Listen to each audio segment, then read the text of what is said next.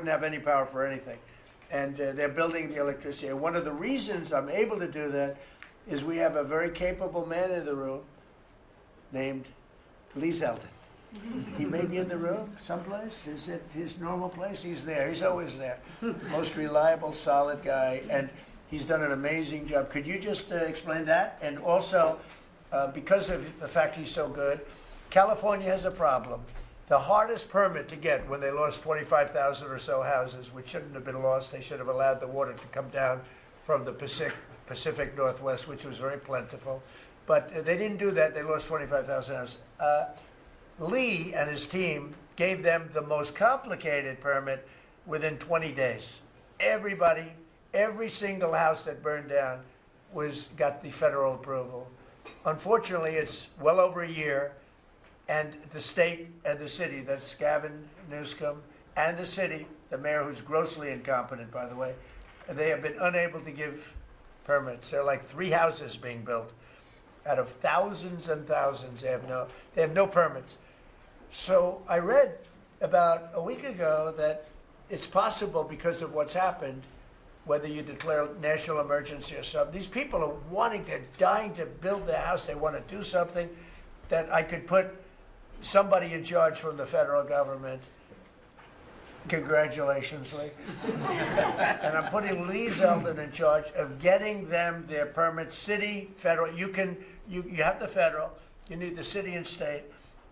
And I hear you have great powers over them if we want, and we're going to give you that power. We've already given you that power. So Lee Zeldin is going to work with the thousands of people that are dying to build their house. And I also recommend one other thing. Give them the house plus a 10% bonus. In other words, you get a bonus, you can build your house 10% larger. They've suffered so greatly. They've waited so long, and they should be given a bonus. So I think, and I've heard this has been done before, they get a 10% bonus. They can build a house that's a little bit larger than what they had before. And I'd like to have you take it over. Mr. President, your great Secretary of State was looking for another job. So. I was thinking about him, but he's pretty well booked. I watched him yesterday. He did a great job yesterday, but he's a little booked up. Let's go, Lee. Talk. No more ideas like that, Lee. When President Trump came into office, he immediately signed an executive order giving EPA 30 days to complete our Phase 1 hazardous material removal, so that the Army Corps can come in and complete their Phase 2 debris removal. So at first, the response was that was going to be impossible. Good luck trying to get it done maybe by the summer. But we figured it out because operating at Trump speed, the president was just sworn in.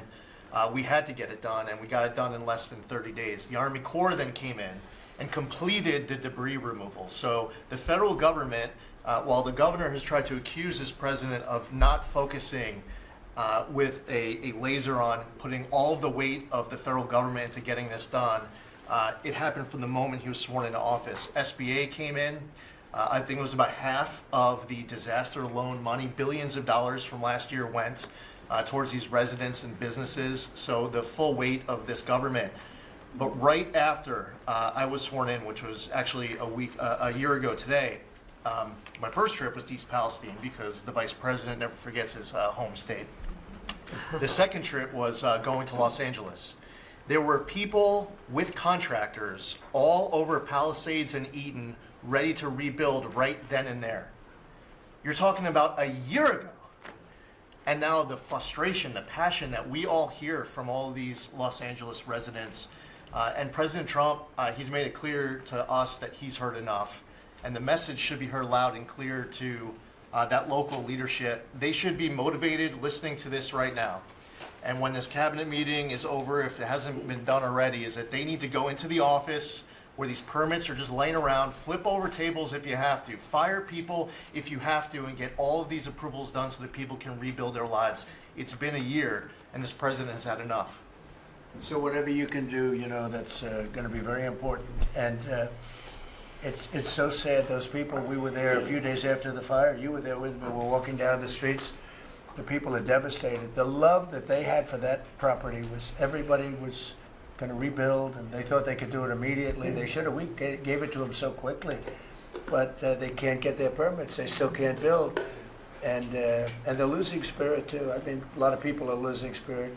And the other thing I'd like to talk to you about and other people about that happen to be sitting around the table, they want to build a low-income housing project right in the middle of everything in Palisades. And I'm not going to allow it to happen, okay? I mean, maybe it's politically correct, maybe it's not. I'm not going to let these people destroy the value of their houses.